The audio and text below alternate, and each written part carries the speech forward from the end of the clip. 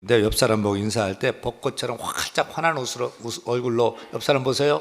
항상 기뻐하세요. 기쁨을 빼앗기지 마세요. 기뻐하고 또 기뻐하세요. 범사에 감사하세요. 무슨 일을 당해도 감사하며 사세요. 쉬지 말고 기도하세요. 기도가 좋은 습관 되게 하세요. 할렐루야. 설교 제목 따라합니다. 이런 지도자가 필요합니다. 예전에 이런 씁쓸한 유머가 있었습니다. 한강에 국회의원과 수녀가 동시에 어떻게 빠지게 됐습니다.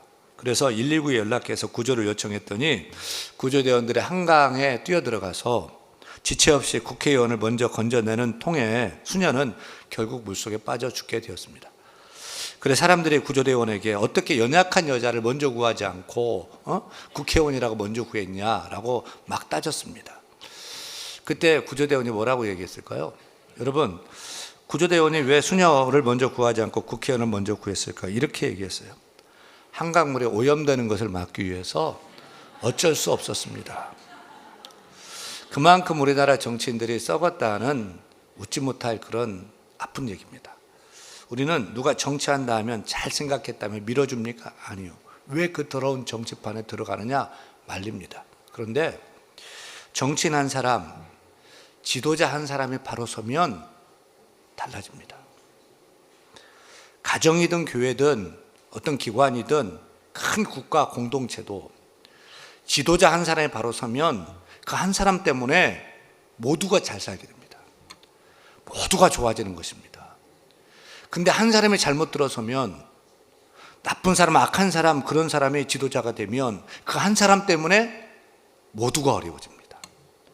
모두가 망하게 되고 정말 힘들어지게 되는 것입니다. 그래서 누가 지도자가 되느냐 굉장히 중요한 이슈인 것입니다. 그래서 저는 이번 총선을 생각하면서 하나님이 저에게 주신 감동을 따라서 오늘 설교 제목 이렇게 정해봤어요. 따라합니다. 이런 지도자가 필요합니다. 여러분, 우리나라에 필요한 지도자는 어떤 지도자일까요? 설교 결론부터 말씀드릴게요. 어떤 지도자요? 따라합니다. 요셉 같은 지도자. 요셉 같은 정치인. 그런 사람이 필요해요. 주여, 요셉 같은 지도자를 주옵소서. 기도해야 됩니다. 우리나라에 요셉 같은 훌륭한 지도자가 나오기를 소원합니다. 또 내가 그런 요셉 같은 사람, 그런 지도자, 리더가 되기를 원합니다. 우리가 안 된다면 우리 자녀가 요셉 같은 지도자로 서기를 소원합니다. 요셉은 어떤 정치인이었는지 어떤 지도자였는지 잠깐 살핍니다. 잘 아시다시피 하루는 애굽왕 바로가 해괴한 꿈을 꿉니다. 근데 이 꿈을 애굽의 점술가도 현인도 해석을 못합니다. 그러던 중에 요셉이 감옥에서 꿈을 해석해서 복직하게 된 술 맡던 관원장이 그때 생각나는 사람이 있었습니다. 요셉이죠. 술 맡던 관원장은 왕에게 자기가 감옥에 있을 때 꿈을 잘 해석하는 히브리 청년이 있었습니다. 그러니까 누구예요? 요셉이에요. 술 맡던 관원장이 요셉을 추천해서 요셉이 애굽의 바로왕 앞에 나아갑니다. 그리고 요셉이 아주 시원하게 왕의 꿈을 해석합니다. 뿐만 아니라 그 나라의 위기, 문제를 해결하고 그 대안까지도 시원하게 제시합니다. 요셉은 바로왕이 걱정과 근심에 쌓여 있을 때 그 문제를 해결하는 사람으로 생각이 났고 그래 추천이 되었고 문제의 해결사가 되었습니다. 여러분은 주위 사람들에게 언제 어느 때 생각나는 사람입니까? 1번 재미없을 때 재미있게 해주는 사람으로 생각난다. 2번 밥 먹으러 갈 때 밥값 나는 사람으로 생각난다. 3번 돈 필요할 때 생각나는 사람이다. 4번 나는 친구들에게 문제 해결사로 생각나는 사람이다. 몇 번이에요? 몇 번 돼야 되겠어요? 여러분 정말 난해하고 어려울 때 야, 그 친구만 있으면 도움이 될 텐데 라고 생각나는 사람 되기를 바랍니다. 요셉은요 왕이 꿈을 꾸고 무슨 꿈인지 해석할 수가 없어서 골치 아플 때 아주 시원하게 꿈을 해석해 줬습니다. 나라의 위기를 해결할 대안까지 제시했습니다. 이에 왕이 요셉을 보고 감동해서 애굽의 총리 대신으로 세웠습니다. 감옥에 갇혀있던 이방 노예 히브리 청년이 하루아침에 벼락출세했습니다. 애굽의 정치 중심에 섰습니다. 그렇다면 요셉은 어떤 정치를 한 정치가였을까요? 그래서 우리도 이런 정치인이 있었으면 좋겠다고 적용했으면 좋겠습니다. 첫째, 우리에게 필요한 지도자는 어떤 지도자냐면 요셉처럼 따라합니다. 발로 뛰는 현장 중심의 젊은 정치인이 필요하다. 창세기 41장 46절 같이 읽습니다. 요셉이 애굽왕 바로 앞에 설 때에 30세라 그가 바로 앞을 떠나 애굽 온 땅을 순찰하니. 저는 이 말씀에 두 가지를 주목합니다. 첫째는 요셉이 몇 세에 총리 됐죠? 30세예요. 그리고 총리가 돼서 제일 먼저 한 일이 뭐지요? 애굽 온 땅을 순찰하기 시작합니다. 여러분, 요셉이 몇 세 애굽 총리 되었다고요? 30살이요? 그러면 젊은 나이에 총리 된 거예요? 적당한 나이에 총리 된 거예요? 아주 젊은 나이에 애굽이라는 대국의 국정을 총괄하는 총리 대신이 된 거죠. 여기 일반적으로 우리 청년들 사회에 진출하는 나이가 얼마나 될까요? 대학 졸업하고 군대 갔다 오고 남자의 경우 사회에 진출하려면 28세, 29세, 30세 넘어야 될 거예요. 근데 요셉은 30세에 구급 공무원으로 공직을 시작한 것이 아닙니다. 애굽의 최고 고위 공무원인 국무총리로 등극했습니다. 빨리 된 것입니까? 적당한 나이에 됐어요? 빨리 됐죠. 그런데 한 가지 물을게요. 30세의 젊은 나이에 총리가 된 요셉이 나이가 어려서 정치를 잘못했습니까? 세상 물정이 몰라서 정치를 잘못했습니까? 아니요. 아주 훌륭하게 정치를 해서 요셉이 총리가 된 후에 나라가 사상 초유의 7년 가뭄이라는 국가적 위기를 극복하고 풍요로운 나라를 이루었습니다. 어리다, 젊다는 이유로 안 된다는 생각은 편견입니다. 하나님이 함께 하시고 하나님 도와주시면 나이 결코 문제 안 됩니다. 여러분, 다윗이 몇 세에 이스라엘 왕이 되었지요? 다윗이 몇 세에 솔로몬에게 기름 부음 받았죠? 왕으로? 17살 때요. 골리앗을 다윗이 몇 세에 쓸어 넘어뜨렸죠? 17살 때요. 그가 남북의 통일 왕국의 왕이 될 때 다윗이 언제죠? 사무엘하 5장 4절 말씀 같이 읽습니다. 다윗이 30세에 왕위에 올라 40년 동안 다스렸을 때. 다윗은 30세에 30살에 이스라엘 왕이 되었습니다. 그러고도 이스라엘 역사 최고의 왕이 되지 않습니까? 다니엘도 바벨론의 고위 관료가 되는데 때가 10대예요. 동정녀 마리아가 예수님 탄생 잉태한 것도 10대예요. 천사가 전한 처녀 잉태의 말에 마리아가 이르되 주의 여종이 오니 말씀대로 내게 이루어지이다 하며 천사가 떠나가니라는 마리아의 놀라운 순종의 신앙 고백은 10대 때의 신앙 고백입니다. 젊음은 미숙한 나이라고 할 수 없습니다. 그것은 편견입니다. 프랑스 마크롱 대통령이 몇 년생인 줄 아세요? 1977년생이에요. 40세 때 프랑스의 대통령이 됐어요. 그리고 금년에 34살짜리 총리를 프랑스 총리를 세웠어요. 이번에 아일랜드 총리가 된 사이먼 해리스 총리는 16살에 정치를 시작하고 24살에 국회의원이 되고 27살에 교육부 장관이 되고 이번에 37살에 아일랜드 집권당 당대표와 아일랜드 총리가 되었습니다. 우리나라도 젊은 사람이 국회의원이 되고 젊은 사람이 대통령 되면 안 될까요? 젊은 사람 못할까요? 아니에요. 젊어져야 돼요. 30세 애굽 총리가 된 요셉이 맨 처음 한 일이 무엇입니까? 애굽 온 지역을 순찰했습니다. 총리 궁에만 앉아있지 않았습니다. 현장 시찰 나갔습니다. 현장 정치했습니다. 애굽 농토는 어떤지, 나일강은 어떤지, 수로는 어떤지, 백성들의 고충은 무엇인지 현장에서 만나서 문제를 들었습니다. 고충을, 온 땅을 순찰했습니다. 서류에만 의존하는 탁상 행정이 아니라 현장을 나가 직접 땅을 밟고 사람을 만나보고 문제를 파악했습니다. 저는 우리나라에 이런 젊은 정치인이 많이 나왔으면 좋겠습니다. 이제는 세대 교체가 좀 되고요. 젊고 열정적인 지도자가 나와서 책상머리에만 앉아서 회의하고 싸우는 지도자가 아니라 요셉처럼 국민과 함께 민생 속에 들어가 발로 뛰는 지도자들이 나오도록 기도해 주시기를 바랍니다. 둘째, 우리에게 필요한 지도자는 어떤 지도자일까요? 요셉처럼 따라합니다. 과거를 극복하고 미래로 나아가는 지도자가 필요하다.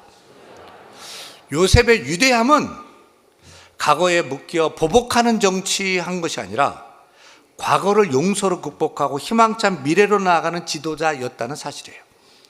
이것을 우리가 어떻게 알 수 있죠? 요셉이 총리가 되어서 결혼합니다. 그리고 아들을 낳습니다. 큰아들 장남 이름을 이렇게 짓습니다. 므낫세. 그 뜻은 따라합니다. 잊어버림. 첫 아들을 보면서 무엇을 잊어버리겠다고 했을까요? 51절 말씀 같이 읽습니다. 요셉이 그의 장남의 이름을 므낫세라 하였으니 하나님이 내게 내 모든 고난과 내 아버지 온 집의 일을 잊어버리게 하셨다 하며, 요셉이 총리가 되고 결혼하고 아들을 낳고 결심합니다. 내가 지금까지 당한 모진 고난의 세월들을 잊고, 원망스러웠던 과거의 일도 잊고, 자신을 비참하게 했던 원수도 이제는 잊겠다고 결심했습니다. 사실 요셉은 생각만 해도 이가 갈리는 사람이 있지 않아요? 누구죠? 배다른 동생이라고 미워하더니 그 어린 동생을 마른 구덩이에 집어넣고 죽이려고 하다가 지나가는 상인에게 돈을 받고서 먼 이국 나라로 팔아버린 형들이요. 이런 철천지 같은 이 형들 용서할 수 있겠어요? 또 요셉이 복수하고 싶은 사람이 또 있어요. 누굴까요? 보디발의 아내요. 요셉에게 동침을 요구할 때 거절하다 모함해서 감옥에 쳐넣었어요. 젊은 청년을 강간 미수범으로 몰아서 3년 동안 무고하게 옥살이하게 해요. 이 여인 용서가 될까요? 하지만 요셉은 잊기로 작정합니다. 그래서 아들을 낳고 므낫세라고 이름을 붙이고 잊었던 것입니다. 이제 요셉은 총리가 됐습니다. 힘을 갖게 됐습니다. 원한을 풀려고 하면 형 같은 사람 얼마든 죽일 수 있습니다. 요셉은 억울한 강간 미수 사건 재조사에서 보디발의 아내 한 명 처리하는 것은 누워서 떡 먹기보다 쉬운 일이었을 것입니다. 하지만 요셉은 다 잊기로 합니다. 요셉은 므낫세 하기로 한 것입니다. 세계 2차 대전을 일으킨 히틀러가 유대인을 학살하게 된 동기가 있죠. 바로 유대인에 대한 미움, 원한 때문이었다고 해요. 히틀러는 어려서 아버지를 잃고 어머니 밑에서 자랐어요. 어머니가 어느 날 유방암에 걸려요. 그래서 치료하던 의사와 어머니가 애정행각하는 것을 어린 히틀러가 목격해요. 근데 그 의사가 유대인이에요. 어렸을 때 유대인 미움이 막 싹트기 시작했어요. 히틀러는 처음에 또 미술가가 되고 싶었어요. 그림을 잘 그렸대요. 그래서 미술학교 입학 시험을 봤는데 불합격됐어요. 또 시험 봤는데 또 불합격됐어요. 그때 자기를 떨어뜨린 시험관이 유대인이었다는 거예요. 또 히틀러가 사랑한 여인이 있었는데 그 여자는 그를 싫어했어요. 비웃었어요. 그리고 그 여자는 돈 많은 사업가 청년과 결혼했어요. 근데 알고 보니 퇴짜를 넣은 여자가 유대인이었어요. 그렇지 않아도 유대인을 증오하던 히틀러인데 그 미움에 불시에 휘발유를 끼얹는 꼴이 된 거죠. 결국 히틀러가 정권을 잡고 힘을 갖게 되자 복수의 칼을 휘두릅니다. 유태인들을 유럽에서 청소하겠다면서 역사상 가장 끔찍한 인종학살로 무고한 유태인 600만 명을 죽인 것이죠. 여러분, 정말 역사는 묘하지 않습니까? 만약 어머니가 병들었을 때 치료하는 의사가 유대인이 아니었다면 역사는 어떻게 되었을까요? 만약 미술 합격시켜준 사람이 유대인이었다면 어떻게 되었을까요?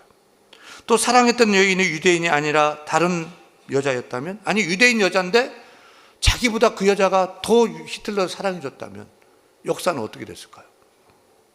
근데 요셉은 한 맺힌 원한을 풀 수 있는 위치에 있음에도 불구하고 모든 것을 잊겠다며 아들 이름을 므낫세라고 이름한 것입니다. 저는 오늘 제 설교를 여러분만 듣는 것이 아니라 여야 대표가 좀 들었으면 좋겠습니다. 국회의원들이 듣고 좀 대통령이 제 설교 좀 들었으면 좋겠습니다. 왜 정치인들을 뽑아주면 심판하겠다, 적폐청산하겠다, 다 쓸어버리겠다, 누구를 감옥 보내겠다, 끝장내겠다. 정치하는 이유 목적이 죽이는 데 있는 거예요. 그게 잘하는 것입니까? 여러분, 사람을 죽이는 정치를 하면 안 되는 것입니다. 힘 있을 때 다 잊고, 힘 있을 때 용서하고, 힘 있을 때 사람 살리는 정치를 해야 될 줄로 믿습니다. 여러분, 이제는 다 잊어야 됩니다. 다 므낫세 해야 됩니다. 사람 죽이는 일을 하면 안 됩니다. 저는 우리 지도자들이 요셉처럼 므낫세 하는 지도자가 되기를 원합니다. 여러분도 속상한 것, 원수된 것, 원통한 것, 미워하는 사람 다 므낫세 하십시오. 옆 사람 보고요, 이렇게 말해주세요. 성도님, 존말로 할 때 므낫세 하세요. 따라합니다. 그리고 에브라임 하세요. 에브라임의 뜻은 무엇입니까? 둘째 아들 낳고 이름을 에브라임이라 지었습니다. 그 이름의 뜻은 52절입니다. 52절. 차남의 이름은 에브라임이라 하였으니 하나님이 나를 내 수고한 땅에서 번성하게 하셨다 함이었더라. 한마디로 에브라임의 뜻은 미래가 번성하고 잘 될 것이다. 요셉이 아들 이름 짓는 것만 봐도 그가 어떤 생각, 어떤 철학을 가진 어떤 사람인지를 알 수 있어요. 저도 우리 아들들 이름 뭐라고 지었어요? 희망, 길, 솔. 이름 짓는 것만 봐도 저의 생각을 여러분이 읽을 수 있어요. 희망, 길은 길버트 마이 조이예요. 또 길도 되고요. 솔, 솔라 태양이에요. 어떤 사람인 것 같아요? 아들들, 자녀들 이름 짓는 것만 봐도 그 사람의 생각, 방향, 철학을 알 수 있는 거예요. 요셉은 아들 이름 짓는 것만 봐도 우리는 그 사람이 어떤 사람인지 알 수 있어요. 므낫세, 과거에 붙들리지 않고 과거를 다 잊고 과거를 끊고 에브라임, 이제는 미래로 뻗어나가고 번성하고 창대하리라는 앞으로의 기대와 희망, 비전을 가진 비저널이라는 사실이에요. 여러분, 므낫세와 에브라임은 비단 요셉에게만 해당되는 얘기가 아닙니다. 우리도 므낫세하고 에브라임하는 인생 되어야 할 것입니다. 무엇보다 우리 지도자들이 이제 므낫세 해야 합니다. 과거 잊어야 됩니다. 언제까지 과거 붙들고 앞으로 못 나갑니까? 에브라임 하면서 꿈과 비전을 가지고 미래로 나아가는 요셉 같은 비저너리가 다 되기를 축원합니다. 셋째, 우리에게 어떤 지도자가 필요합니까? 요셉처럼 따라합니다. 노동의 중요성을 깨우치는 지도자가 필요하다.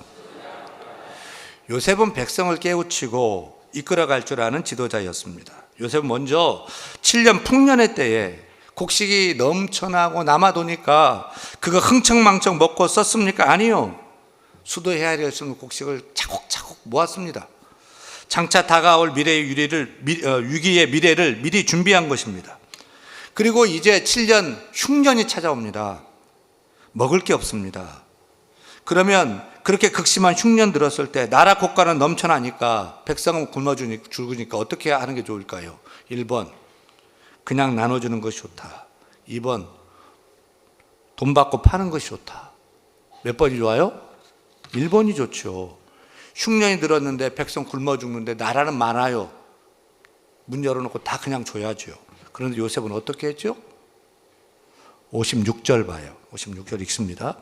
온 지면에 기근이 있음에 요셉이 모든 창고를 열고 애굽 백성에게 팔세, 애굽 땅에 기근이 심하며, 여기서 주목할 단어는 팔세예요. 팔세. 요셉은 공짜로 안 줬어요. 돈 받고 팔았어요. 돈이 없으면 짐승을 받고 양식 줬고요. 짐승이 없으면 일 시켜 곡식을 줬고요. 일할 힘이 없으면 밭을 가져와라, 합당을 가져와라, 그리고 곡식 줬어요. 왜 그랬을까요? 왜 요셉은 백성들에게 넘쳐나는데 그냥 주지 않았을까요? 요셉은 미래를 보았어요. 요셉은 흉년의 기간이 결코 짧지 않을 것이라는 사실을 알았어요. 적어도 7년 IMF 기간을 더 지내야 했어요. 그냥 양식을 나눠주면 사람들이 공짜니까 그냥 펑펑 쓸 거 아니에요? 너나 없이? 그러면 나라 곳간의 곡식도 모자라게 되죠. 그러면 다 힘들어지고 다 죽게 됩니다. 또 요셉은 국민들이 일해서 수고해서 먹고 사는 나라 만들기를 원했던 거예요. 전 세계가 무상복지라는 딜레마에 빠져 있습니다. 우리나라 복지 예산이 122조 예산입니다. 슈퍼 예산입니다. 우리나라 건국 이래 사상 최대의 복지 예산을 매년마다 경신하고 있습니다. 나라는 2%, 3% 저성장인데 복지 예산은 매년마다 12%, 14%로 13%로 슈퍼 예산을 세우고 있습니다. 아동수당, 학생들 무상급식, 청년들 청년수당, 실업자 수당, 노인들 기초연금 다 올려주고 있습니다. 좋지요. 근데 여러분, 이렇게 복지 예산을 높여서 국민들에게 무상복지 혜택을 높여 공짜로 인심 쓰면 나중에 어떻게 될까요? 1번, 사회복지 예산이 높아질수록 국민들은 부지런해진다. 2번, 일 안 해도 돈 주면 국민들이 열심히 일한다. 3번, 예산 무상복지가 높아질수록 공장이 잘 돌아가고 일자리가 많아지고 세수가 많아지고 국가의 곳간이 넘쳐나게 된다. 4번, 복지 예산이 높아질수록 국민들은 게을러지고 일하지 않는다. 몇 번일까요? 4번이에요. 이것은 전 세계 모든 국가의 결론이에요. 복지 예산이 높아질수록 일하지 않는 게으른 백성들이 많아지는 거예요. 그렇게 일하지 않아도 퍼주면 점점 국고는 더 비어갈 것이고 결국 나라는 다시 IMF의 국가부도 맡게 돼요. 그러면 다 어려워져요. 국민들 병들고 일할 줄도 모르고 나라가 주니까. 제가 이런 설교하면 돌 맞을지 모르겠어요. 근데 요셉은 어떻게 했죠? 공짜는 없다. 돈 없으면 일해라. 일해야 양식 준다. 백성들로 하여금 일하게 했어요. 그렇게 하니까 곡식이 꼭 필요한 사람만 사가죠. 집에 양식 있는 사람은 안 가져가죠. 생각해 보세요. 나라가 공짜로 주는데 집에 양식 있다가 안 받아가요? 다 받아가죠. 따라서 꼭 필요한 사람의 양식이 돌아가게 되니까 창고에는 곡식이 계속 쌓이게 되고 국민들은 열심히 일해서 먹고 살게 되고 길이 열린 거죠. 일해서 먹고 살게 해야 돼요. 자녀들에게도 그냥 돈 주지 마세요. 일 시키세요. 구슬을 닦게 하든지 심부름 시키든지 설거지를 시키든지 하여간 어렸을 때부터 일하고 그 노동의 대가로 돈을 벌도록 가르쳐야 돼요. 그냥 공짜로 주면 아이를 버려요. 나라도 마찬가지예요. 공짜 복지, 무상 복지를 말하는 사람은 가짜예요. 나라를 사랑하는 사람이 아니에요. 국민을 생각하는 사람이 아니에요. 국민을 병들게 하고 나라를 점점 쇠하게 하는 사람이에요. 나라는 국민들이 열심히 일하게 해야 합니다. 기업도 규제를 풀고 세금도 감소해줘 공장이 잘 돌아가게 도와줘야 됩니다. 국가가. 왜 대기업이 해체 대상이고 적폐 대상입니까? 기업하기 좋은 환경을 만들어야 나라 곳간이 비지 않고 넉넉하게 될 거 아닙니까? 있는 사람 것을 뜯어서 없는 사람 다 나눠주기만 하면 나중에 거덜납니다. 공산주의로 가는 길입니다. 그래서 요셉은 백성들을 계몽했습니다. 그 계몽 정신은 공짜는 없다, 일해라. 무상복지 좋아하지 말라. 결국은 너도 죽고 나도 죽는다. 일해서 먹고 살아라. 옆 사람 보고 공짜 없습니다. 일하세요. 이런 요셉을 보고 애굽의 왕 바로가 이렇게 말해요. 같이 읽어요. 같이 읽어요. 하나님의 영에 감동된 사람을 우리가 어찌 찾을 수 있으리요? 너는 내 집을 다스리라. 하나님을 알지도 못하고 믿지도 않는 넌 크리스찬 바로 왕이 깜짝 놀랐어요. 하나님의 영에 감동된 이런 사람을 우리가 어찌 찾을 수 있으리요? 네가 내 다음 해라. 네 마음대로 다스려라. 맡겨준 거예요. 우리는 기도해야 됩니다. 주여, 하나님의 영에 감동된 요셉 같은 지도자가 필요합니다. 현장을 뛰어다니며 일하는 젊은 요셉 같은 지도자를 주옵소서. 과거에 묶이지 않고 과거를 극복하고 미래로 나아가는 지도자를 주옵소서. 공짜 없다, 일해야 먹고 살 수 있다며 백성을 깨우치고 부지런히 일하는 나라 국민 만드는 요셉 같은 지도자를 주옵소서. 주여, 내가 그런 요셉 같은 사람, 그런 지도자가 되게 하여 주옵소서. 기도하고 나아가는 우리가 되기를 축원합니다.